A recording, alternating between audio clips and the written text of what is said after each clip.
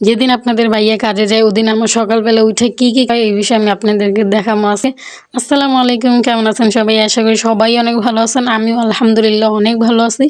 এই তো ফজরের সময় উঠা, তারপর নামাজ পড়লাম, তারপর একটুখানি কোরআন শরীফ তিলাওয়াত করলাম। তারপর হইতেছে গিয়ে সকালে যত কাম আমার ৮টার মধ্যে কাম সবগুলো শেষ করতে হইব। তারপর তো কোরআন শরীফ তিলাওয়াত করার পর গেলাম রান্নার পানি আনতে। কারণ এখন যদি রান্নার পানি না আইনা থুই তাইলে আমার কিছু দুপুরবেলা দোকান চালানোর পর আমার অনেক কাম বাইরে যাব। এর লেগে আমি চেষ্টা করতেছি যে ৮টার আগে সব কাম কাজ গুছিয়ে এলাম। তো এই তো আমি রান্নার পানি টানি সব কিছু নিতেছি ঘরে। তারপর রান্নার পানি নিয়ে আমি নাস্তার জোগাড় দিব। এই তো সকালের নাস্তা বানাইতেছি। এখন বাজে সকাল 6:30। 6:30 বাজে আমি সকালের নাস্তা বানাইতেছি। কারণ 8টার মধ্যে বাচ্চাদের বাবার সবার খাওয়া কমপ্লিট করতে হইব। কারণ বাচ্চা মাদ্রাসায় যাইবে আর বাচ্চার বাবা হইতেছে গিয়া কামে যাইব আর আমি দোকানে যাবো। এর লেগে আমার সব কাম 8টার মধ্যে শেষ করতে হইব। এই তো আমার পরোটা বানানো হয়ে গেছে। চুলায় চা দিছি। তো চা হয়ে গেলে পরোটা হয়ে গেলে তো বাচ্চাদের সবাইরে নাস্তা খাওয়ামু। এর মধ্যে আমি দেখি যে আপনাদের ভাইয়া আবার জাল থেকে মাছ নিয়ে আইছে।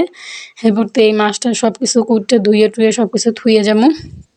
এরপর যাইয়া ঘর-দোর একটু গুছাইলাম।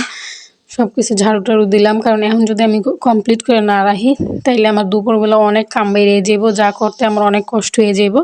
তো এই কারণে আমি চেষ্টা করলাম যে অল্প অল্প করে সব কিছু করে রাখবো, যেন রান্নার সময় 12টা বাজে আমি দোকান বন্ধ করে আইয়ে শুধু রান্না করতে পারি। তো এই তো আমার ঘর-দোর সব কিছু কমপ্লিট, গুছাইনা কমপ্লিট। এখন আমি বাচ্চাকে নাস্তা দিমু। আমরা সবাই নাস্তা খামু। তো এই তো নাস্তা খাওয়ার পর আমার বড় ছেলেরে রেডি করাই দিলাম মাদ্রাসায় যাওয়ার লিগা। তো আমার বড় ছেলের পাঞ্জাবি পরাই দিতেছে। আমার বড় ছেলে এখন মাদ্রাসায় যাইবে আর ওর বাবার নাস্তা খাওয়া শেষ। ওর বাবা বর্তমানে সকাল থেকে দোকানে বওয়া আছে। এখন যদি আমি যাই, এখন বাজে 8টা, এখন যদি আমি যাই তাহলে ওর বাবা কামে যেতে পারবে। তারপর আমি ঘরটা ঝাড়ু দিলাম। এর মধ্যে আমার ছোট পোলা ডাকতে এসে যে মা তুমি চলো বাবা কামে যাইবে। তারপর তো আমি চলে আইলাম। আমি দোকানে গেলাম। আমি দোকানে যাওয়ার পর আপনাদের ভাইয়া যাইতেছে কামে। এরপর আমি কতক্ষণে দোকানে বইলাম, কিছু বেচা কিনা করলাম। আর এই বেচা কিনার বিষয় একটু কই। আমি যদি দোকানে বই হেলে নাকি আমার দোকানদার মনে হয় না। আমার দ্বারা কিছু কিনতে হইলে আমি নাকি কেজিতে কম দেই আর দাম বেশি রাখি। তো আমি যদি না বুঝতাম তাহলে কি আমি দোকানে বইতাম? আপনারাই বইলেন একটু। এরপর তো দোকানে কিছু মাল-টাল বেচা কিনা করলাম। 12টা পর্যন্ত দোকানটা চালাইলাম। এরপর 12টা বাজে দেখলাম যে দোকানে অনেক ময়লা হয়ে রয়েছে। তারপর দোকানটা একটু ঝাড়ু-টাড়ু দিলাম। আমরা মাইয়া মানুষ, আমরা যেইনে যাবো হেইনি কাম ছাড়া কোনো কথা নেই আমাগো। তো এরপর তো দোকানটা পরিষ্কার করলাম। সব কিছু পরিষ্কার করার পর এরপর দোকানটা বন্ধ করবো। এই তো আমি 12টা বাজে দোকানটা বন্ধ করে দিয়েছি। বন্ধ করে এখন বাইতে যাবো। বাইতে যাইয়ে এখন অনেক কাজ করা লাগবে, রান্না লাগবে, বাচ্চাকে গোসল করানো লাগবে। আপনাদের ভাইয়া 3টার মধ্যে আইবে। 3টার আগে আমার রান্না বাড়া কমপ্লিট করতে হবে।